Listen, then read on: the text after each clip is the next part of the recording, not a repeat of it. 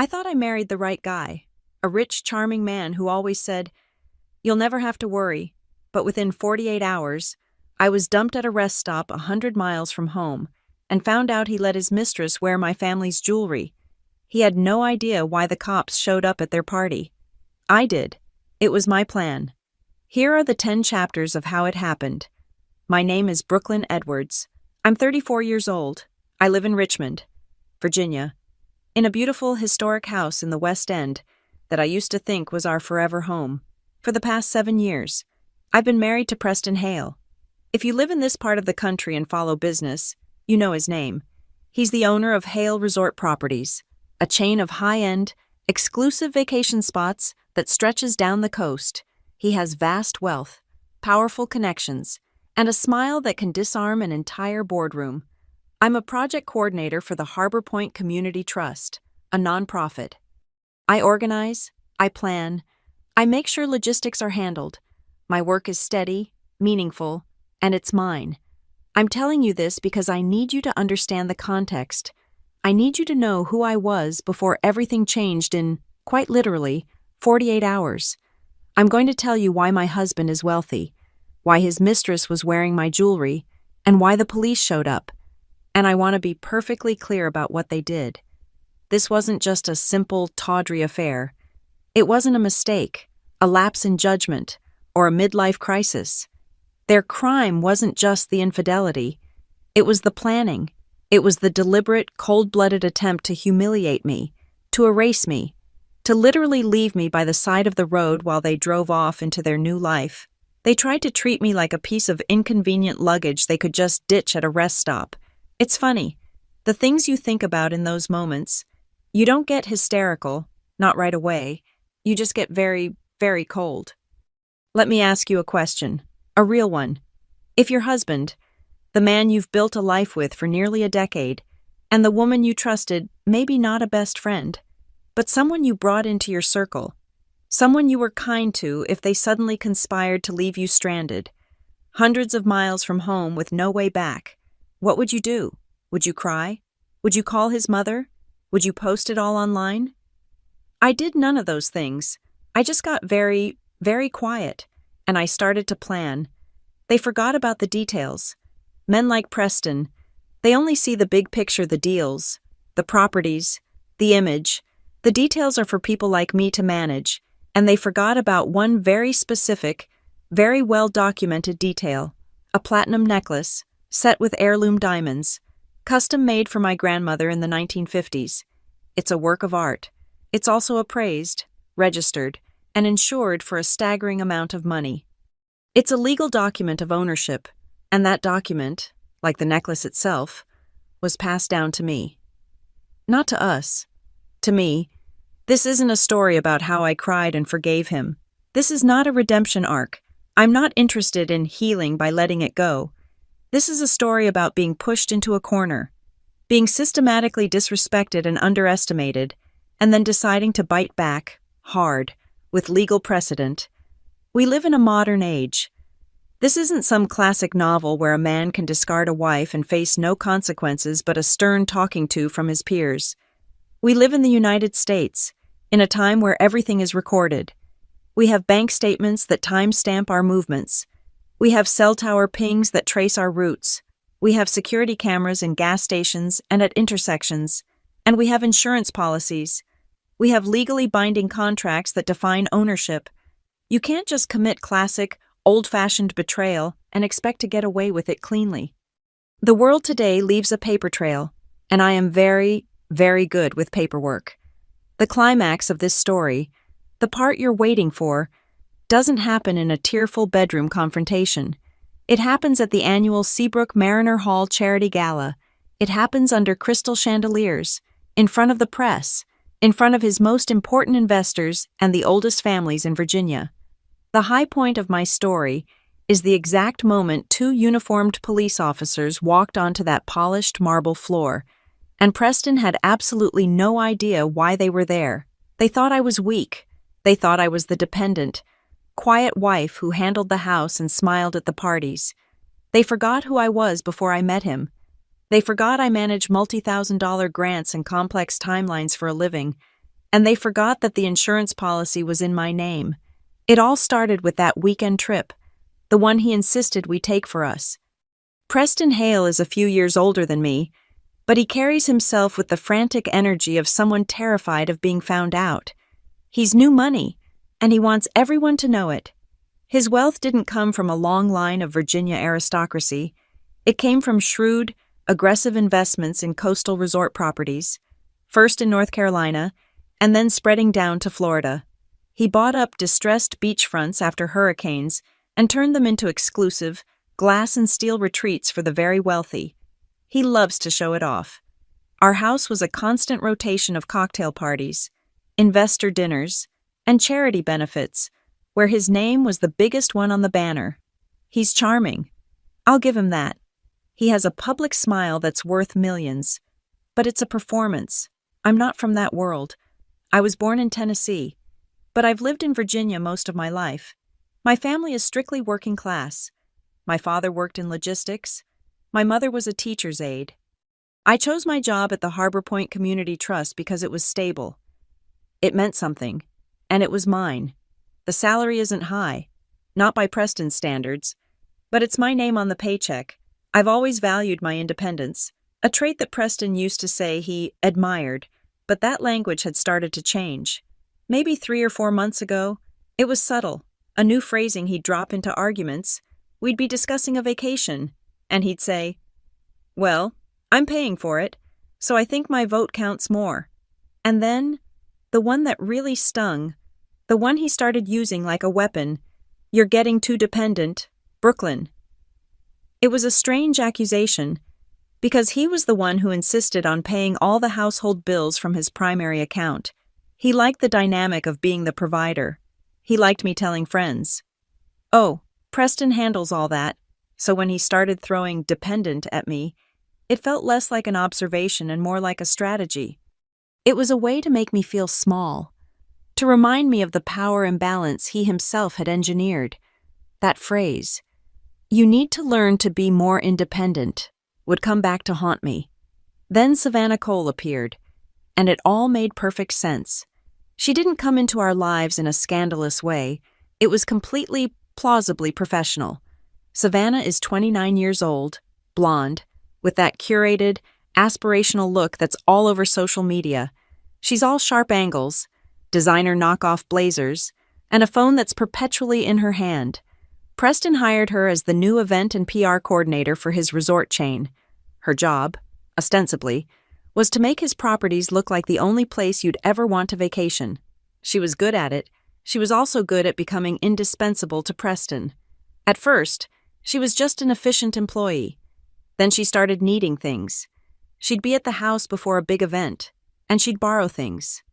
"Brooklyn, your taste is just impeccable," she'd say, her eyes scanning my closet. "Could I possibly borrow that scarf for the press dinner? It would just tie my whole look together." I let her. What was I going to say? No. It seemed petty. Then came the inside jokes. We'd be at one of Preston's parties, and I'd be standing right next to him, and Savannah would walk up, whisper something in his ear, and they would both laugh, a quiet, shared laugh. When I'd look at him, he'd just pat my arm. "Just work stuff, baby. Savannah's a riot." I started to feel like a chaperone in my own marriage. My family isn't close by. My parents retired to Florida, and we don't talk much. The only real family I have on the East Coast is my cousin, Marcus. He lives down in Norfolk, works on the shipping data for the port. He's quiet, no nonsense, and the one person I could call if my car broke down in the middle of the night. He's the kind of person who doesn't need the whole backstory to know you're in trouble. We'd check in every few weeks, and I think he always sensed something was a little off with Preston, but he was too polite to say it. About 2 weeks ago, Preston came to me with a plan. He was all smiles. That big performative charm turned up to high. "Baby, we need a break," he said, rubbing my shoulders. "Just you and me. Let's take a road trip. Just get out of Richmond. There's an investor weekend at the Outer Banks property. We'll drive down, enjoy the coast, you'll wear a great dress, and we'll just reconnect." I was hesitant, but I agreed. The idea of reconnecting sounded nice. And maybe I was just being paranoid about Savannah. Maybe he was right. Maybe we just needed a change of scenery. I was packing my weekend bag when he dropped the second part of the plan. He was in his closet, picking out which overpriced watch to wear. "Oh, by the way," he said, his voice casual. "Savannah's going to ride down with us." I stopped folding a sweater. "What, why?" "She has to be at the resort anyway to handle the press side, and her car's in the shop. It just makes sense to drive together. We can talk strategy on the way down." It just makes sense. That was his justification for everything. It made sense for him to pay the bills. It made sense for Savannah to be at our house. And now it made sense for her to join us on our reconnection weekend. A cold, heavy feeling settled in my stomach. This wasn't a family trip. It wasn't a couple's getaway. I was being relegated to the role of passenger, a third wheel in my own marriage. I knew, instinctively, that I should say no. I should have thrown the sweater on the bed and told him to go by himself. But I didn't. I just stood there, feeling that familiar, polished humiliation. I went because I wanted to keep up appearances. I went because, on some level, I was still afraid to see what would happen if I didn't. So I just nodded. "Okay, Preston, whatever makes sense." The next morning, I watched from the living room window as he loaded our bags into the back of his luxury SUV, then Savannah's matching, expensive-looking luggage. The air in that car, I knew, was going to be suffocating. I just didn't realize that, for me, the truth wouldn't just leak out. It was about to be an explosion. The drive down was exactly as suffocating as I'd predicted. Preston insisted on driving, naturally, and Savannah, just as naturally, slid into the passenger seat, plugging her phone into the car's system before I had even buckled my seatbelt. "Preston, you have to hear this new playlist," she'd said, and just like that, I was in the back seat of my own husband's car, listening to her curated soundtrack, feeling like an Uber passenger who was about to overstay their welcome. They talked about work, which was their cover for everything. They discussed guest lists, menu tastings, and which influencers were on brand for the new marketing push. I just looked out the window, watching the green blur of the Virginia pines slowly give way to the flat, marshy landscape of coastal North Carolina. I was their chaperone. I was the inconvenient wife they had to bring along. After about 2 hours, the murmur of their voices became a dull, annoying buzz. I closed my eyes, feigning a nap. It was easier than trying to join a conversation I wasn't invited to. I just wanted quiet. But that's when I saw it. I wasn't really asleep. My eyes were just closed, angled towards them in the dim light of the car. I saw Preston reach over. He was supposed to be pointing at the GPS, showing her the upcoming route, but his hand didn't just point. It landed on her wrist. His thumb stroked the inside of her arm, a slow, possessive, intimate gesture. He was tracing a line on her skin while talking about projected third-quarter occupancy rates. She didn't pull away. She leaned into it, just slightly, tilting her head. It was a touch so familiar, so practiced. It could only mean one thing. This wasn't new. This was their normal. A hot, sick feeling rose in my throat. I sat up abruptly. "I need coffee," I said. My voice sounded strange, too loud. Preston glanced at me in the rearview mirror, his concerned husband face clicking into place. "You okay, baby? We're making good time." "I need coffee, and I need to use the restroom," he sighed, a put-upon sound. Fine. He pulled off at the next exit, which wasn't a sprawling travel plaza. It was a small, slightly run-down rest stop on US 17. The sign just said, "Rest area, vending, restrooms." There was a small, brightly lit convenience store attached to a gas station, but most of the pumps were dark. A couple of long-haul trucks were parked in the shadows at the far end of the lot, their engines rumbling. "This place looks a little grim," Savannah said, wrinkling her nose. "It'll be 5 minutes," I snapped, grabbing my purse, which had my wallet and phone. I went inside. The fluorescent lights buzzed. I used the bathroom. my hands shaking. I looked in the mirror. My face was pale. I bought a coffee I didn't want from a tired-looking cashier. I just needed to be out of that car, away from that touch I couldn't unsee. When I came back out, the SUV was still there, the engine humming. The red taillights glowed in the coastal twilight. I felt a moment of foolish relief. Of course they waited. I was being paranoid. I walked up to the passenger side, to the back door. I pulled the handle. It was locked. I frowned. Walking around to Preston's side, I tapped on the glass. He turned, and the window lowered with an electric hum. He wasn't looking at me. He was looking straight ahead. "Preston, the door's locked." He smiled. It was a tight, strange, unnerving smile. "You're 34 years old. Brooklyn," he said, his voice laced with that new, patronizing tone I hated.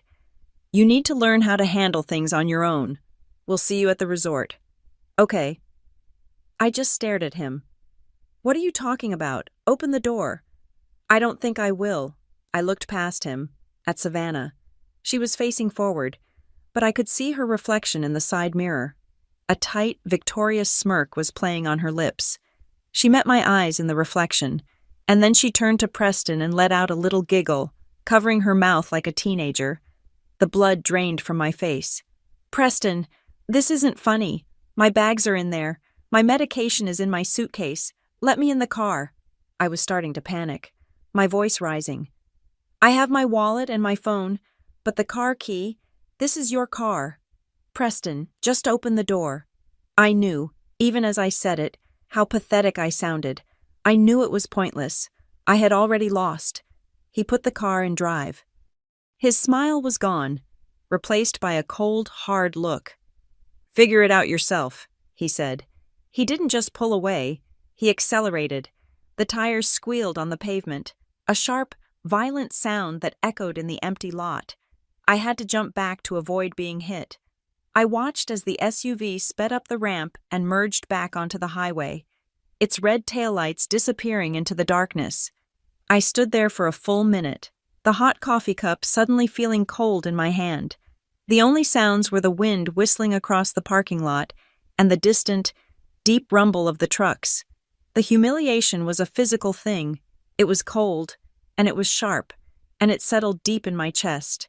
I was 34 years old, and my husband and his mistress had just dumped me at a rural rest stop in the middle of North Carolina.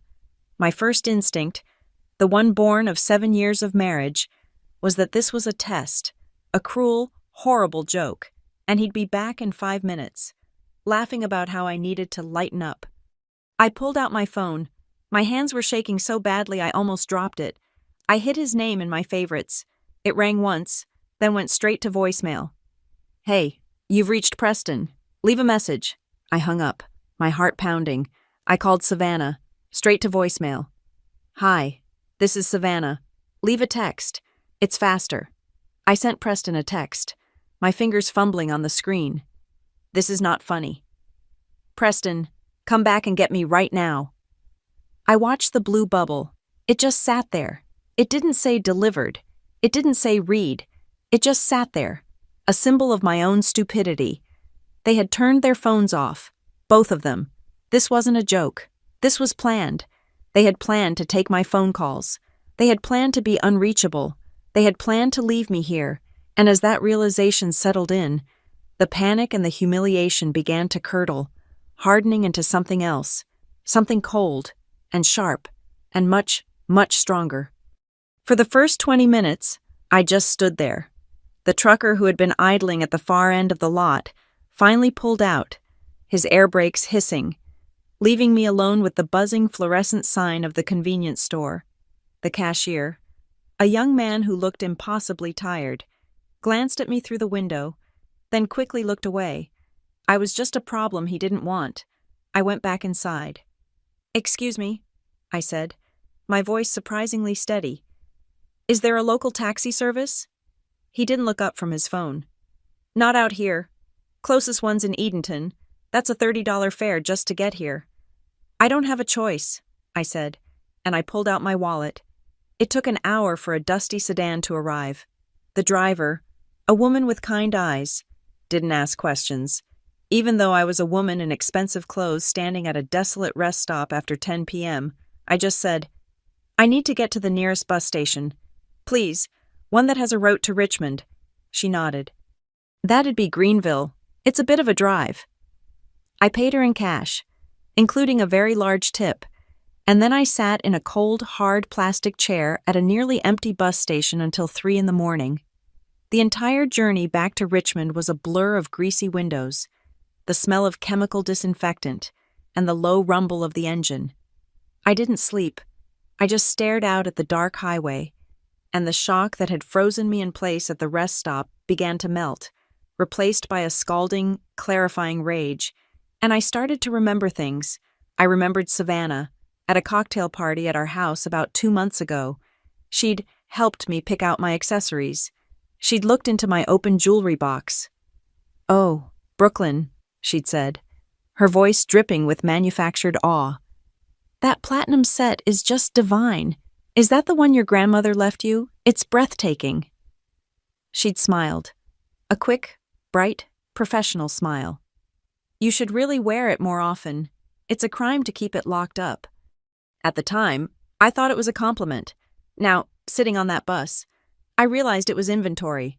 She was window shopping. I got to our house in the West End just as the sun was starting to rise. The sky was a pale, sickly gray. I paid the cab from the bus station and stood on the brick walkway. The house was silent, and in the detached garage, where his SUV should have been, there was an empty space. He wasn't here. He hadn't come back to check on me. He hadn't come back at all. I let myself in with my own key. The house was cold. It smelled like nothing. I walked straight past the kitchen, up the grand staircase to the master bedroom. His side of the bed was untouched. Of course, his closet was neat. I walked into the large, walk-in closet, over to the wall safe hidden behind a full-length mirror. My fingers were steady as I punched in the code. The heavy door swung open. All my jewelry was there. The pearls, the gold hoops, the pieces Preston had bought me over the years. But the specific, custom-made velvet tray that held my grandmother's heirlooms was empty. The deep, dark blue velvet had perfect, empty impressions. One for the platinum necklace, 2 for the matching diamond earrings, 1 for the heavy link bracelet. They were all gone. He hadn't just taken them. He had selected them. He had taken the most valuable, most specific, most insured pieces I owned. I felt a strange calm. No tears, no screaming. It was like I had been hollowed out, and all that was left was a cold, hard certainty. I closed the safe. I walked over to his desk, the antique mahogany monstrosity where he ran his empire from home, and there, sitting right on top of a stack of investment reports, was a printed confirmation. It wasn't even hidden. Crystal Dunes Retreat, a romantic indulgence package for 2 guests. Check-in Friday, check-out Sunday. The name on the reservation was Preston Hale. It had been booked 2 weeks ago, for 2 guests. The same weekend he'd told me we needed to reconnect. I noticed his travel valet was on the dresser, but it was his old one, his new one. The sleek leather one I'd bought him for his birthday was gone. He had packed a separate bag, a weekend bag for a trip he never intended to take with me. This wasn't a spur-of-the-moment decision. This was a logistical plan. I sat down in his expensive leather chair. I picked up my phone. I dialed my cousin. "Hello?" Marcus's voice was groggy. It was barely 6 a.m. "Marcus, it's me." His voice sharpened instantly. "Brooke, what's wrong?"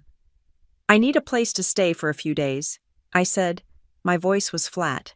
"I'm leaving Preston." There was no hesitation. No, "What happened?" or "Are you sure?" He just said, "I'm in Norfolk. The spare room is always ready. You know where the key is. Are you safe right now?" "Yes, I'm safe. I'm just done." "Okay, I'll see you when you get here. Call me when you're on the road." We hung up. Before I left, there was one last thing. I went to the laptop on his desk. It was his, but we were married, and our finances were, in his words, all one big happy family. I logged into our joint bank account, and I found it. 3 charges from last week, all at the high-end evening wear boutique that Savannah loved, the one she was always borrowing samples from for her press events. That's when the final piece clicked into place, with the devastating sound of a jail cell door slamming shut. They didn't abandon me at a rest stop just to have sex. That was just a bonus for them. They abandoned me to get me out of the way, to make sure I wouldn't be at the resort, to make sure I wouldn't be at the big investor party. They dumped me on the side of the road so that Savannah would have a clear, open weekend to play the part of Mrs. Preston Hale, in my dress, at his party, wearing my grandmother's diamonds. I didn't cry. I didn't throw anything. I just sat there in his chair, in the cold, quiet house. Then I closed the bank website, opened my personal laptop, and opened the password-protected file that held all my important documents. I typed insurance into the search bar, and I found it, the full, detailed, itemized contract for my jewelry. I opened the PDF and started to read. I spent about an hour in that cold, quiet house, just sitting in his chair. The sun was fully up now, streaming into the room, illuminating dust motes dancing over the expensive rug. I wasn't just angry anymore. I was a project manager, and I had a new, urgent project, the objective dismantle Preston Hale. I read the insurance policy 3 times. It was a rider on my personal property insurance, separate from our main homeowner's policy, something I'd had in place before we even met, and had just kept renewing and updating. My grandmother had been meticulous about it, and so had I. Every single piece of her collection was itemized. The platinum necklace described by weight, carat of the main diamonds, and number of smaller stones, along with the official appraisal value from 3 years ago, the earrings, the bracelet. All of it was accompanied by high-resolution photographs, copies of the original jeweler's receipts from the 1950s, and the most recent appraisal documents. And there, in the fine print, was the clause, Section 4, Subsection B. The insured party Brooklyn A. Edwards agrees to maintain primary control of the items listed. Items are not to be loaned, leased, or transferred to a third party for long-term use. In the event of loss, theft, or unauthorized use, the insured must notify the company immediately to maintain the policy's validity. Unauthorized use. That was the phrase. My first move was practical. I logged back into our joint bank account, the one Preston used to pay for the house, the cars, the parties, the one he'd used to pay for Savannah's shopping spree. I looked at the balance. It was substantial. I did the math in my head.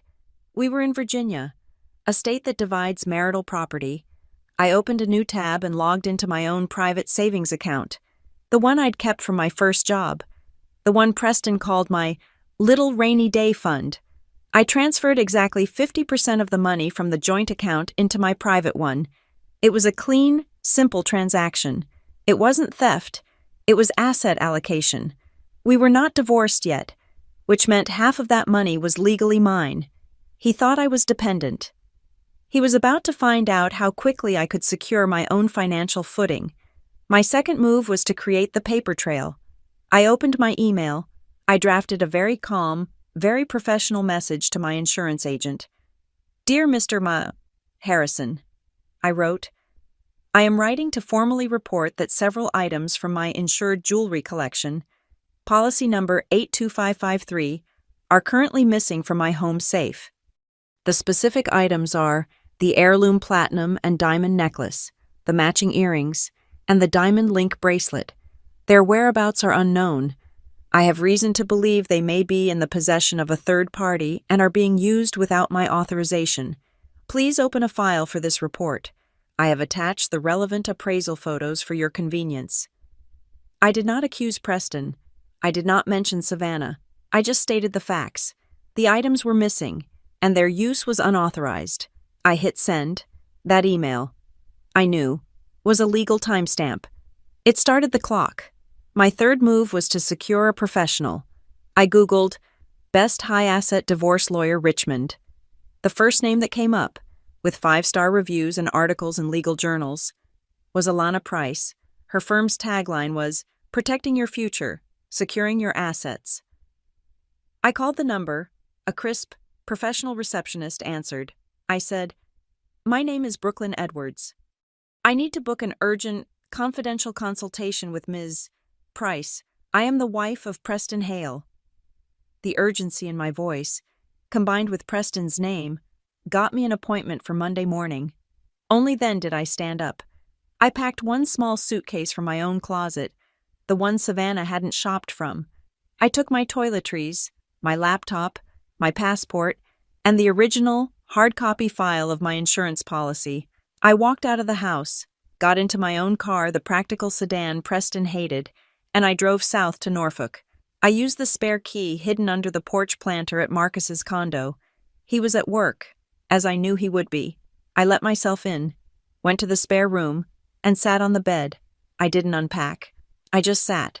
When Marcus got home that evening, he found me in the same spot. He didn't say anything, just went to the kitchen and came back with 2 glasses and a bottle of good whiskey. He poured 2, handed one to me, and sat in the chair opposite the bed. "So," he said, "tell me." And I told him everything. The dependent comments, Savannah, the inside jokes, the reconnection trip, the backseat of the car, the touch I saw, the rest stop on US 17, the locked door. Figure it out yourself. The bus ride, the empty safe, the hotel reservation for 2, the boutique charges. He listened, his expression never changing. He just stared into his glass as I spoke, his face getting colder and tighter. When I finished, he was silent for a full minute. He took a slow sip of his whiskey. "All right," he said, his voice a low rumble. "He wants you to figure it out. We'll figure it out. What have you done so far?" I told him, the money, the insurance email, the lawyer. He nodded, a flicker of approval in his eyes. "Good. The money was smart. The insurance email was smarter." He leaned forward. "You reported them as unauthorized use. That's the key. Brooke, they aren't just borrowed anymore. They're on a list. They're flagged in a system." He stood up and started pacing. "So, he took them for her, and he's at a resort for an investor weekend. That means there's a main event, a party." "Yes," I said, the final piece clicking into place. "The annual gala, the fundraiser for the Coastal Trust. His company is the lead sponsor. It's tomorrow night." "And she's going to wear them," he said. It wasn't a question. "She's going to wear your grandmother's necklace to a public event, pretending to be Mrs. Hale." "Yes." Marcus stopped pacing and looked at me. "So, you call the insurance company back. You call them tomorrow. You give them an update. You tell them you have a credible reason to believe you're missing. Insured property will be at a specific, public location at a specific time. You give them the name of the gala, the hotel, and the time. You let them and the local police handle it from there." He was right. This wasn't just a divorce tactic. If an insured item worth that much money is reported missing, and its location is identified, the insurance company's investigators and the police they file a report with have a right to be there. They have a right to recover the property. I pulled out my phone and opened Savannah's Instagram. Her profile was public, a key part of her influencer PR job. Her latest story, posted just an hour ago, was a Get Ready With Me video. It was a boomerang of a deep, emerald green evening gown hanging on a hotel room door. The caption, "So excited for the big gala tonight, can't wait to show you all the final look. Blessed crystal dunes." I looked at Marcus. "It's not tomorrow. It's tonight. Saturday." He just smiled, a cold, thin smile that didn't reach his eyes. "Even better. That means they're confident. They're arrogant. They think you're still on a bus somewhere, crying." He picked up his glass. "Go take a shower. Brooke, we're going to a party." We were in my sedan, driving south on I-64, just hitting the Chesapeake city limits. The air in the car was thick with unspoken anger. Marcus was driving, his knuckles white on the steering wheel. I was in the passenger seat, my phone in my hand, my thumb hovering over the number for the insurance company's fraud department. And then, my phone lit up. The screen flashed with a photo of Preston and me, smiling at some forgotten charity dinner. His name glowed on the screen. Marcus glanced over. Look at that. He finally noticed. About time, I said. I pressed the accept call button. Then, I pressed the speaker icon. The car filled with the sound of an open staticky line. Before he could speak, I tapped the record icon on my phone's utility screen. Brooklyn. Preston's voice was a gust of manufactured anxiety. Brooklyn. Thank God. Where are you? I've been so worried I came back to the rest stop and you were gone. I thought something happened. His voice was a lie. A sloppy, poorly constructed, insulting lie. I looked at Marcus. Marcus just kept his eyes on the road, his jaw tight. I'm not at the rest stop. Preston, I said. My voice was calm, dead. Well, where did you go? And what the hell did you do to the joint account? Half the money is gone. Brooklyn, are you trying to scare me? Are you trying to punish me? That is a hell of an overreaction to a little joke. There it was. The word, joke. A joke, I repeated. The word felt like acid in my mouth. You think abandoning your wife of 7 years at a remote rest stop 100 miles from home, in the dark, is a little joke. I told you. I came back. You were gone, he yelled, his fake panic turning to real anger.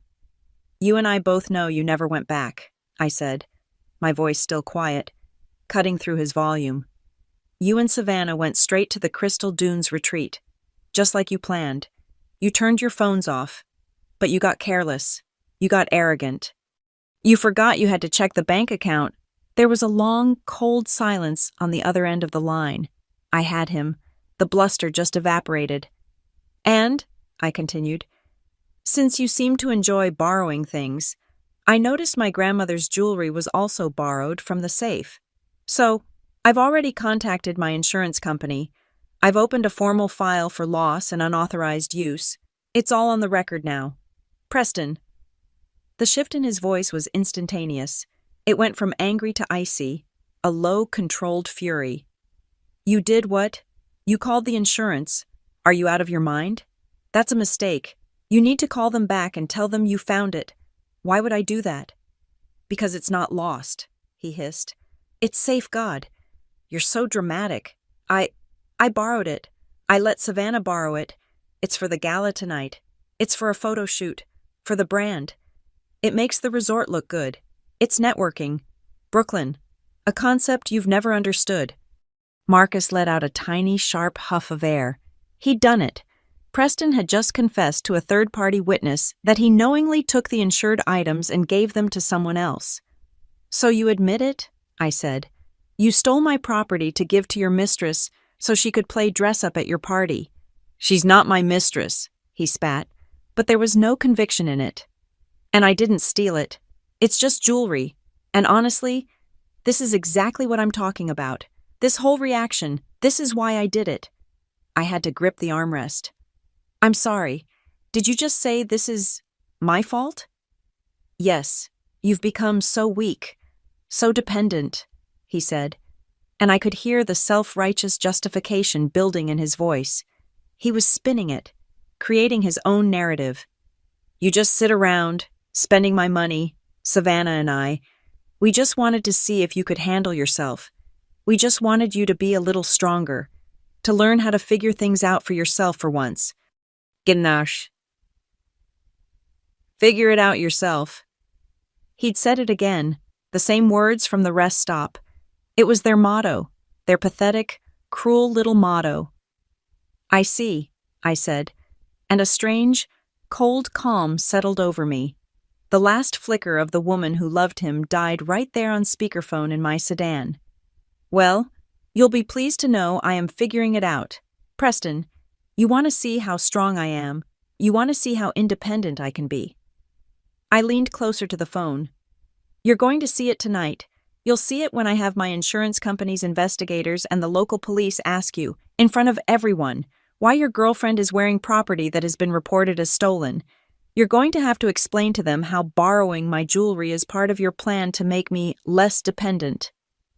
Another silence, this one vibrating with pure, distilled panic.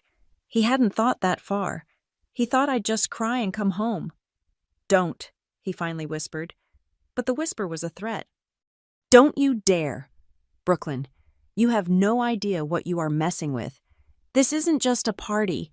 My most important investors will be there. My partners, the press, the entire Coastal Commission. Do you have any idea what a scene like that would do? You will ruin everything. You will ruin me.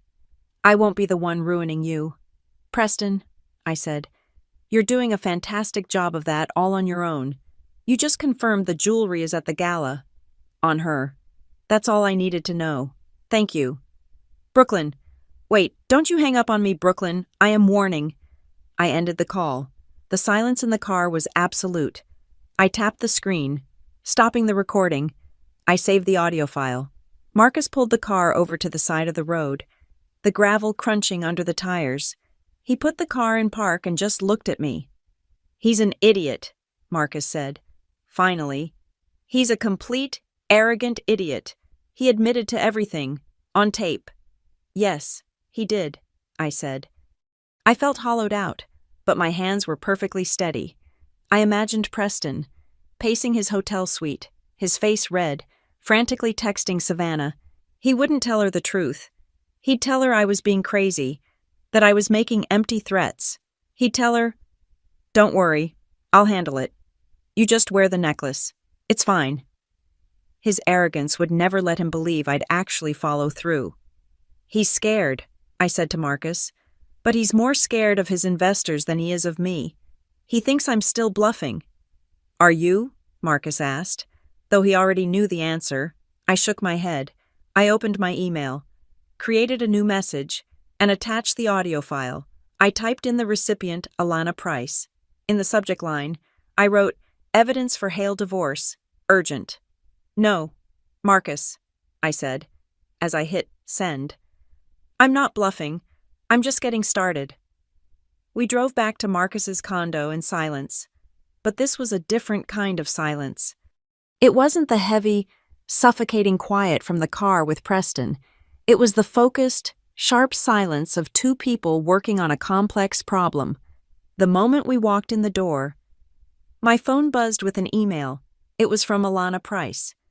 "Ms. Edwards," it read, "I have received and reviewed the audio file you sent. This is extraordinarily helpful. My office is drafting the initial petition for divorce based on the grounds we discussed, with this as a primary exhibit. However, regarding the events of tonight, time is of the essence. You have two immediate, parallel tasks." I read the email aloud to Marcus. Alana's instructions were crystal clear, the logic of a shark. "1," I read, "you must update your insurance claim. Call your agent. Tell them you have a confirmed, credible belief your missing property will be at a specific location, the Seabrook Mariner Hall, at a specific time. Tonight. 2. You must contact the local police department for that jurisdiction. This is not a 911 call.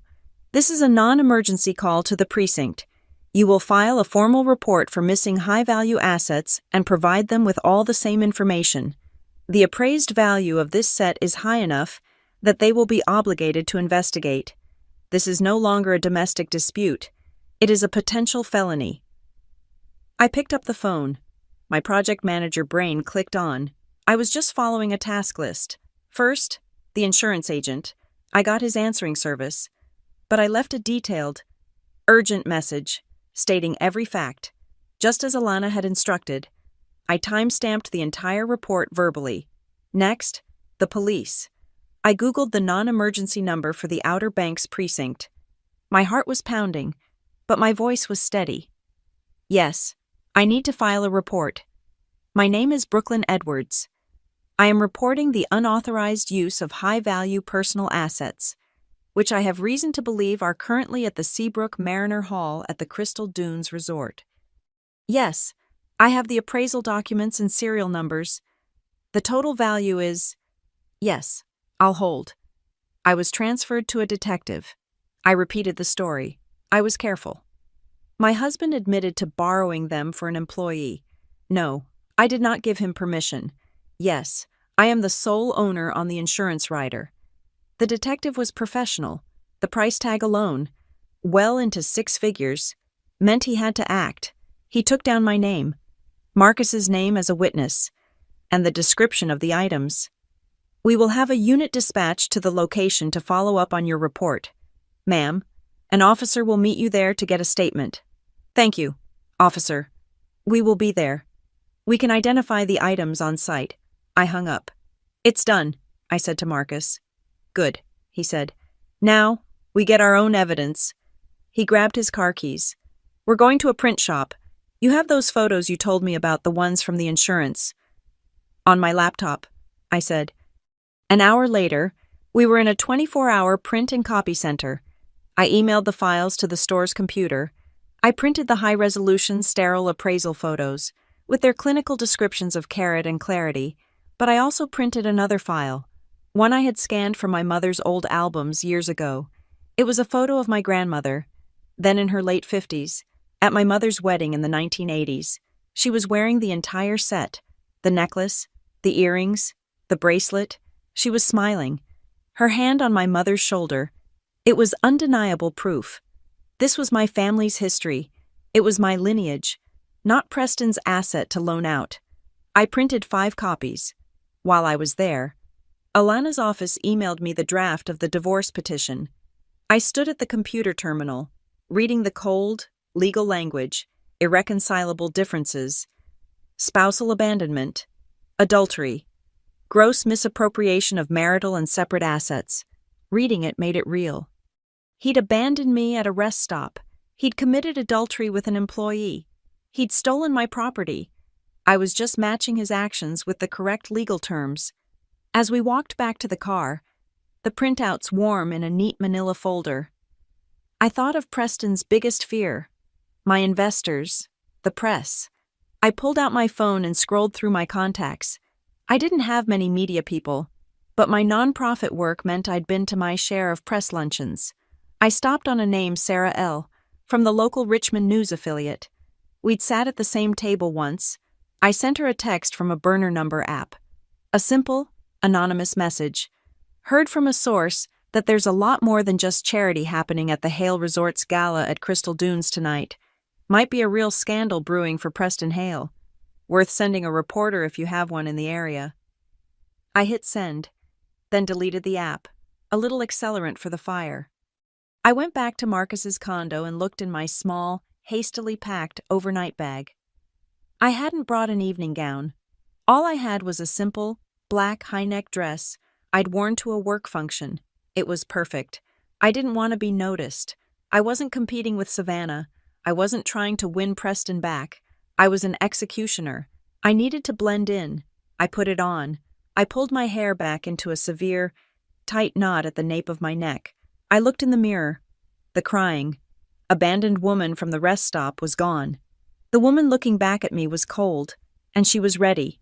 Preston, I was sure, was feeling confident again. He'd probably gotten my voicemail, heard my threat, and dismissed it. He'd think I was too weak, too dependent, to ever follow through. He'd think I was exactly who he told me I was. He'd think I was at home, in Norfolk, crying, defeated. He'd be standing in his hotel suite, fixing his tuxedo, telling Savannah that I was just being hysterical. He'd be telling her to put the necklace on, just as we were about to walk out the door. I checked Savannah's Instagram one last time. She had posted. It was a video on her story. She was pouting at the camera, then laughing, holding a glass of champagne. She was wearing the emerald green dress, its neckline a deep, dramatic V. Her neck was bare. The caption read, "Final touch is almost here. Can't wait for you all to see Gala Night. Blessed." She was waiting for him to bring her the jewelry that was now officially listed in a police report as stolen. I put my phone in my purse. I looked at Marcus. "It's time." "Okay," he said, picking up the manila folder. "Let's go." The trap was set. The bait was in place. All we had to do was wait for the targets to walk into it. The Seabrook Mariner Hall was everything Preston loved, a cathedral of new money, built with glass and reclaimed wood, looking out over the dark, dramatic ocean. The light from inside spilled out onto the dunes. It was designed to impress, to intimidate, to scream wealth.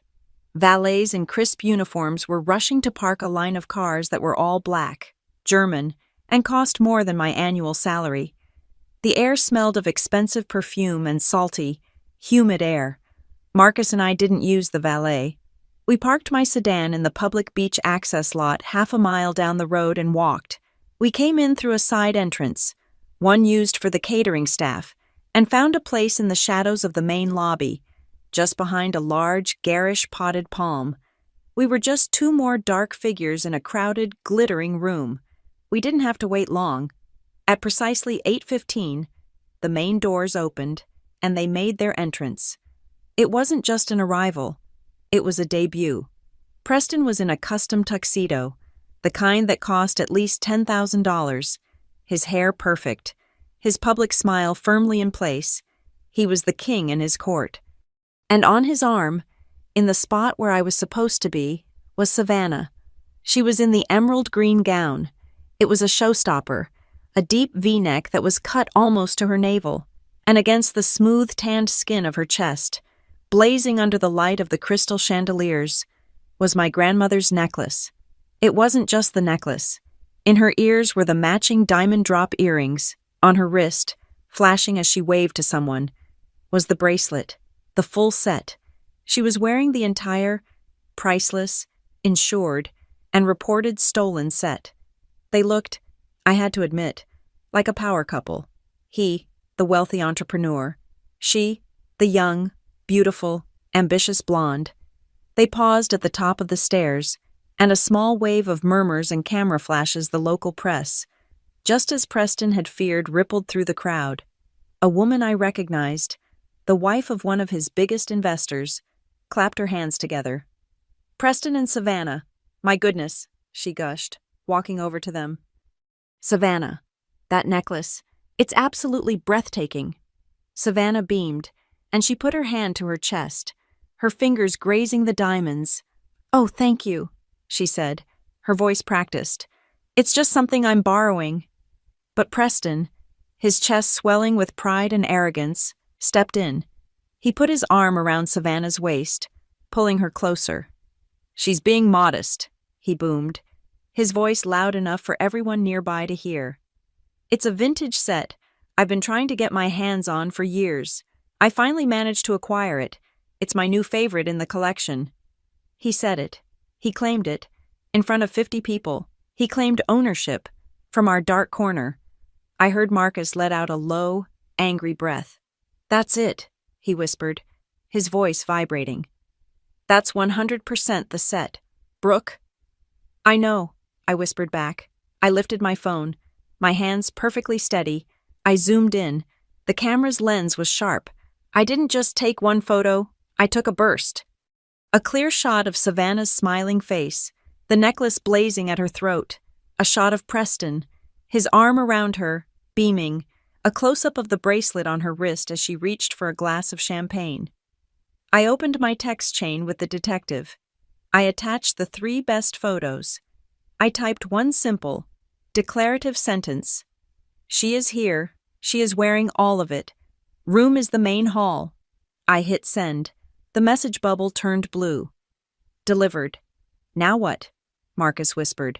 Now, we wait for the officers to arrive.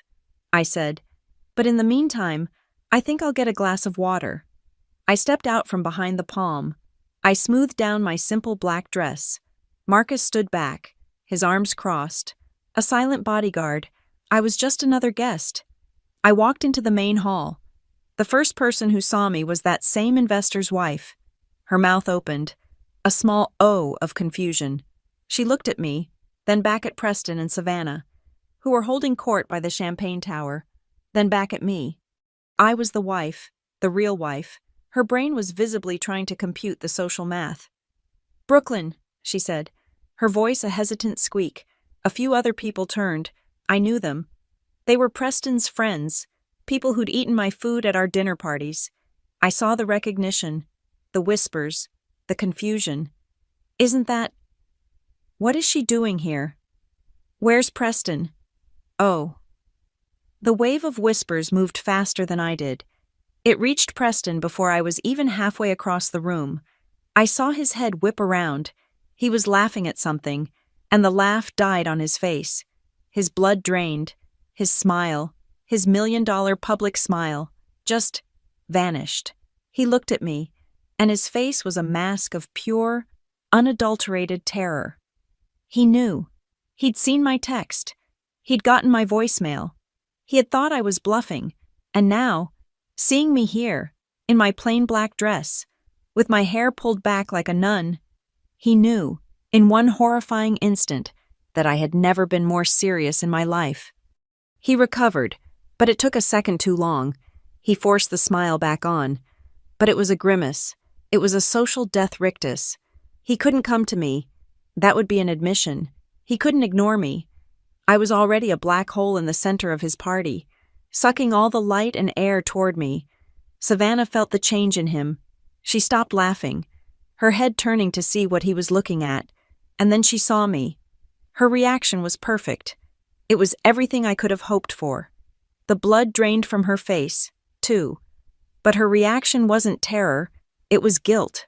Her hand, the one not holding the champagne flute, flew to her throat.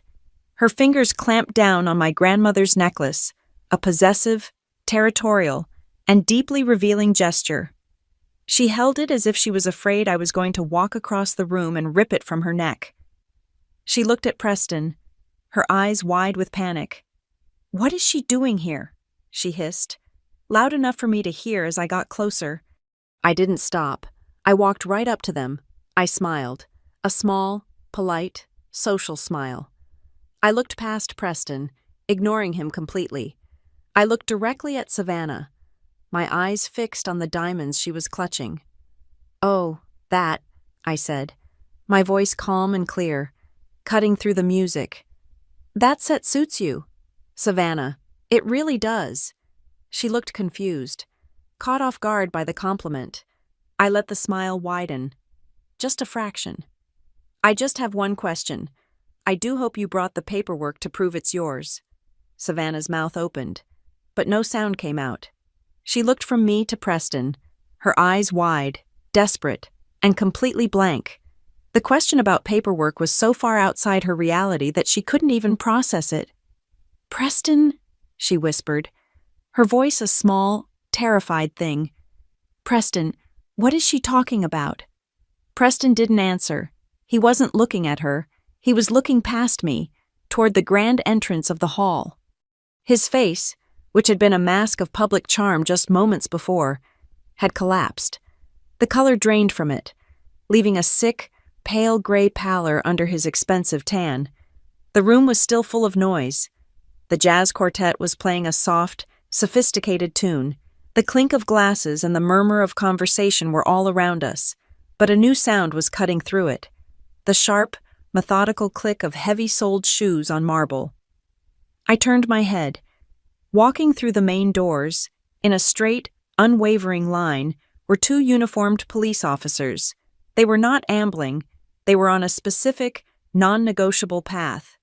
Between them walked a third man, someone I recognized instantly from the About Us page of my insurance provider's website. It was Mr. Harrison, my agent, looking pale and miserable in a suit that was one size too large, clutching a thin briefcase to his chest. They stopped at the check-in podium. The event coordinator, a woman Preston employed, looked up, startled. The officer spoke to her briefly. She looked confused, then horrified. She pointed a trembling finger directly at our group, directly at Preston. The officers and Mr. Harrison nodded. They began their walk toward us. The jazz music didn't stop, but the conversations did, one by one. Heads turned. The whispers started. The air in the room changed, the pressure dropping. People instinctively stepped back, creating a wide, open path, as if clearing the way for a gurney. This was it. This was Preston Hale's absolute worst fear. Realized in real time, he wasn't just being challenged, he was being publicly, officially, and legally interrupted. The lead officer, a tall man whose expression showed he'd seen everything and was impressed by nothing, stopped about 3 feet from us. His eyes scanned our group, skipped right over Preston, and landed on Savannah. He was looking, specifically, at my grandmother's necklace. "Ma'am," he said. His voice was not loud, but it was perfectly clear and carried in the sudden, deep hush. "My name is Officer Kincaid. We're here in response to a formal report filed for high-value missing assets. The description we were given for a specific heirloom jewelry set. It's a perfect match for the items you are currently wearing. We need to ask you about them." Savannah made a sound like a small, trapped bird. Her hand, the one that had been clutching the necklace, now looked like it was trying to rip it from her own throat. She looked at Preston. Her eyes were no longer admiring. They were terrified. And Preston, cornered, furious, and utterly baffled by a world that wasn't bending to his will, did the only thing his arrogance would allow. He turned on me. His face was inches from mine. His voice a low, venomous hiss that only I could hear. "Brooklyn, what did you do?" There it was. The question. The genuine, uncomprehending shock of a man who could not, even now, connect his actions to this consequence. He truly believed he was the victim of my behavior. I didn't hiss back. I spoke in a normal, conversational tone, knowing the officer was listening. "I didn't do anything. Preston, I woke up this morning, found my safe empty, and reported my property stolen. That's what a responsible person does. What you did taking items that were actively listed in a police report and giving them to someone else, that's not my fault. That is 100% your fault." Mr. Harrison, the insurance agent, stepped forward, his moment to play a role. He opened his briefcase and pulled out the manila folder Marcus and I had prepared. He handed the officer the high-resolution appraisal photo and the copy of my grandmother at my mother's wedding. "Officer," Harrison said, his voice squeaking, "the policyholder, Mrs. Edwards, filed the claim this morning. The items were entered into the database. The set is uniquely identifiable by the jeweler's mark on the clasps. It's a vintage 1950s piece." The officer looked at the photos, then back at the necklace. "Ma'am," he said to Savannah, "we need to inspect the clasp." This was too much for Savannah. The entire illusion shattered. The PR smile, the blessed attitude, it all dissolved into raw, ugly panic. She burst into tears. "Preston!" she shrieked, the sound echoing through the dead silent hall. Tell them you gave it to me. I didn't steal anything. He gave it to me. He lent it to me for the party. He said it was fine. He said she wouldn't care." It was a confession, a perfect, public confession. She confirmed she was not the owner, and she confirmed, in front of everyone, exactly who had given her the property. Officer Kincaid's gaze shifted slowly, heavily, from the crying woman to the man beside her. He looked Preston up and down. "Mr. Preston Hale." "This is ridiculous," Preston said, trying to regain control, to puff himself up. "I am the sponsor of this event. This is my party." "Sir, that's not relevant," the officer said, his patience audibly thinning. "This woman has just stated that you gave her these items. We have a report, filed by the legal owner, Mrs. Brooklyn Edwards, that these items were taken without authorization. So, Mr. Hale, I need to ask you, do you have any documentation, a bill of sale, or any written permission from Mrs. Edwards, authorizing you to take possession of this jewelry and transfer it to a third party?" Preston's mouth opened and closed. He had no documents. He had no permission. He had nothing but his own entitled assumptions. "She's my wife," he finally sputtered. It's a domestic. It's a misunderstanding." "It's not a misunderstanding. Preston," I said, my voice cutting him off. "It's my separate property, and you know it. You took it from my safe after you abandoned me at a rest stop. Officer, he admitted it to me on a recorded phone call." The officer had heard enough. He nodded to Mr. Harrison, who stepped forward and, with an expert's eye, glanced at the clasp on Savannah's neck. "That's the mark," Harrison said. "It's the set." "All right," the officer said. He looked at Savannah. "Ma'am, I am very sorry, but these items are now evidence.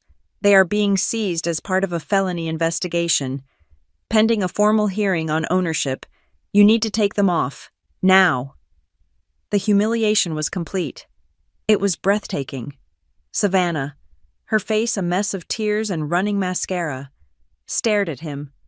Here, you want me to take them off here? Yes, ma'am. Immediately. Her hands were shaking so violently she couldn't work the clasp. She was sobbing. I can't. Over and over. Preston just stood there, frozen, a statue of impotent rage.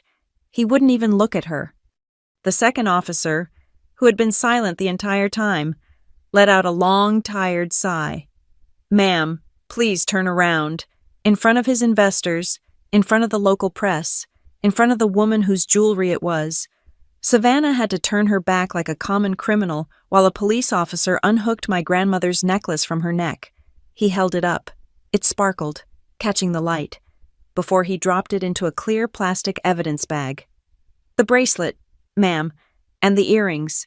She fumbled with them, crying, and dropped them, one by one, into the bag he held open.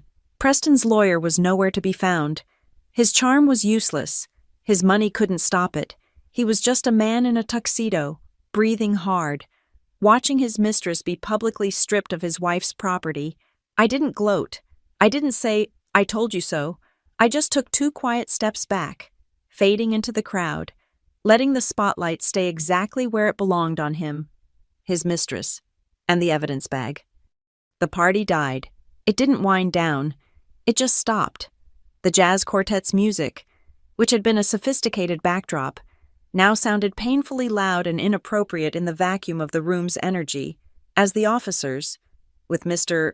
Harrison in tow, walked Savannah, now barren of all jewelry and openly sobbing, toward the exit for a formal statement. The guests started to melt away. I saw 2 of Preston's biggest investors, a couple from New York, murmur something to each other. The husband clapped Preston on the shoulder, a gesture that was clearly a goodbye and not a hang in there. He said something about an early flight.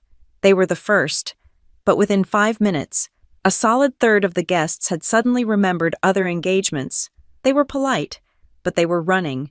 They didn't want to be associated with a domestic disturbance, a felony investigation, or worst of all, a public, messy scandal. Preston just stood there, a statue in the middle of his imploding kingdom. His face was a mottled red. His hands were clenching and unclenching at his sides. He was breathing too fast. The king had been dethroned, and he had no idea how it had happened so quickly. He saw me, standing by a pillar, watching, his eyes narrowed. This, finally, was the thing he could understand. I was the source. I was the problem. He crossed the room in 5 long strides, grabbing my arm, his fingers digging into my elbow. He dragged me out of the main hall, through a side door, into a dark, empty corridor that smelled like industrial cleaner. He slammed me against the wall. It was the first time he had ever been physically aggressive with me, and I felt a sharp jolt of fear, quickly replaced by a cold, hard defiance. Why? He screamed, his face inches from mine, spittle flying from his mouth. Why would you do this? After everything I've given you, after 7 years, you ruined me. In one night, you ruined me. I didn't flinch. I didn't raise my voice. I met his gaze, and I let him see the absolute absence of the woman he thought he knew. You ruined yourself, Preston, I said, my voice flat. But you want to know why? Because you did it first. You took me, your wife, and you left me at a dark, empty rest stop 100 miles from home. You abandoned me. You humiliated me. You decided I was disposable. This, I said, gesturing back toward the ruined party. This is just my version. This is the legal, documented, and fully insured version of what you did to me. You left me to figure it out. So I did. That was a joke, he roared. A stupid joke that went too far. This is vicious. It wasn't a joke, I said. It was a plan. You planned it with her. And you want to talk about vicious? You stole my grandmother's jewelry to put on your mistress. You let her play Mrs. Hale. You thought I would just... What, crawl home, cry, and beg you to take me back? Yes, he shouted, in a moment of pure, honest truth. Yes, that's what you were supposed to do. You're right, I said. That's what the old me would have done, but you got rid of her on US 17. I brought my hand up and shoved his chest, hard, breaking his grip on my arm. He stumbled back, shocked by the force. And just so we're clear, I said, straightening the sleeve of my simple black dress. My lawyer filed the divorce petition this afternoon, the one Alana Price. I'm sure your lawyers know her. She's very good. His face went from red to gray. Divorce. Yes, the petition cites spousal abandonment, which you did, adultery with a company employee, which you're doing, and the gross misappropriation of separate assets, that's my jewelry, Preston, which you just confessed to in front of about 60 witnesses and 2 police officers. The audio recording of you admitting it on the phone this afternoon has already been submitted as evidence. This whole night, this was just the cherry on top. This was me getting my property back. He just stared at me. He had nothing. No threats, no justifications. He was empty. The corridor door opened, and Marcus stepped in, his arms crossed. He just stood there, a solid, silent presence. He was my witness. From the ballroom, we heard a new sound, a shriek. It was Savannah, her voice raw and stripped of all its fake sophistication. She came storming out, her face a mess of black tears, her emerald dress now looking cheap and wrinkled.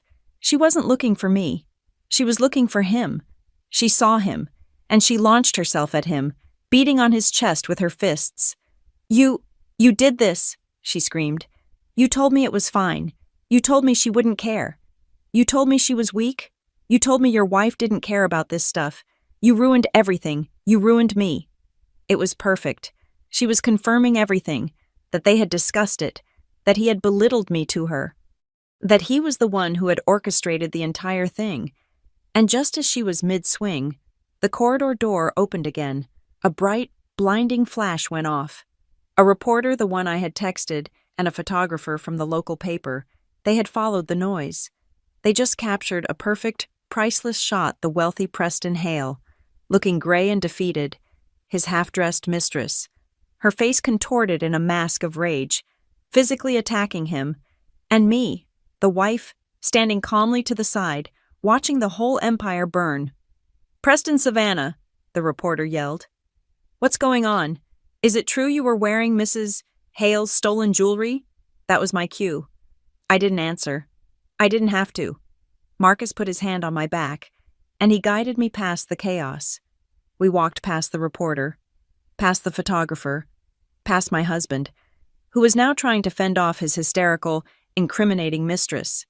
We walked out the main doors, into the cool, salty night air. I didn't look back.